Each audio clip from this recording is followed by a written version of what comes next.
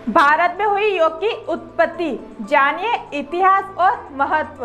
नमस्कार, स्वागत है आपका MP7 न्यूज में। आपसे अनुरोध है कि आप MP7 न्यूज चैनल को सब्सक्राइब जरूर करें और बेल आइकन को प्रेस जरूर करें। देखिए आज की खास खबर। आज सारी दुनिया योग की शक्ति पहचान चुकी है। शारीरिक और मानसिक स्वास्थ्य की दृष्टि से इसके महत्व को स्वीकारा जा चुका है। अलग अलग देशों में हर धर्म के लोग योग को अपना रहे हैं।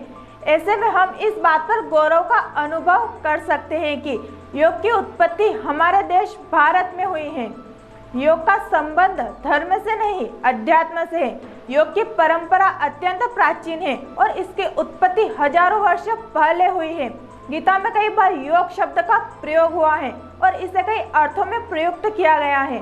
मुख्यतः 3 योग बताए गए हैं: ज्ञान योग, कर्म योग और भक्ति योग। महाभारत युद्ध के दौरान श्री कृष्ण ने अर्जुन को गीता का ज्ञान दिया, तब कहा था कि जीवन में सबसे बड़ा योग कुछ है तो वह है कर्म योग, अर्थात अपना कर्म करते जाना। इसी के साथ अर्जुन का विषाद दूर करने के लिए उन्होंने 18 योग बताए थे।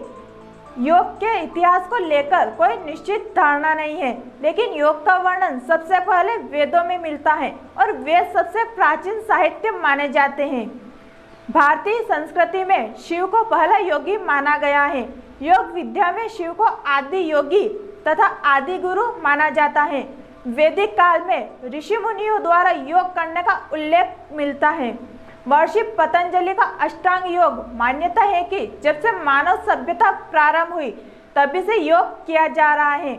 यह भी कहा जाता है कि प्राचीनतम धर्म या आस्थाओं के उद्भव से पहले ही योग का जन्म हो चुका था। योग से संबंधित सबसे प्राचीन ऐतिहासिक साक्ष्य सिंधु घाटी सभ्यता से प्राप्त वस्तुएं हैं। उस काल में योग का प्रचलन था। इसका प्रत्यक्ष प्रमाण वहां से मिली शारीरिक मुद्राओं और आसन से मिलता है। वर्तमान में उत्तराखंड के ऋषिकेश को योग नगरी के नाम से जाना जाता है। वैसे तो योग की परंपरा हजारों साल पुरानी है। मान्यता है कि योग दर्शन के प्रणेता महर्षि पतंजलि द्वारा योग सूत्र की रचना से भी पहले से ही योग किया जा रहा है। महर्षि पतंजलि को योग का पितामह कहा जाता है।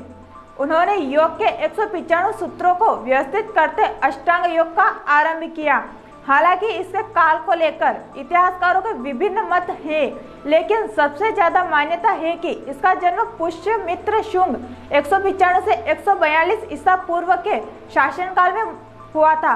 महर्षि पतंजलि एक चिकित्सक थे, साथ ही रसायन शास्त्र के आचार्य भी थे। भारतीय दर्शन शास्त्र में उनके द्वारा लिखे 3 ग्रंथों का जिक्र है।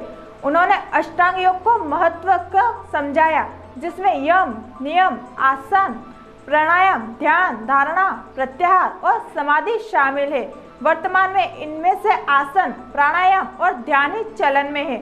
स्वास्थ्य के साथ मनुष्य को मुक्ति की ओर ले जाने तथा आध्यात्मिक रूप से समृद्ध करने में भी योग सहायक है।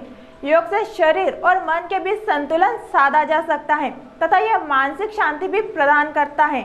हम योग के माध्यम से न सिर्फ खुद को शारीरिक रूप से स्वस्थ रख सकते हैं, बल्कि अपने मानसिक स्वास्थ्य को भी बेहतर बना सकता है। तनाव दूर करने और खुश रहने के लिए भी योग बेहद सहायक है। देखते रहिए हमारे साथ MP7 न्यूज।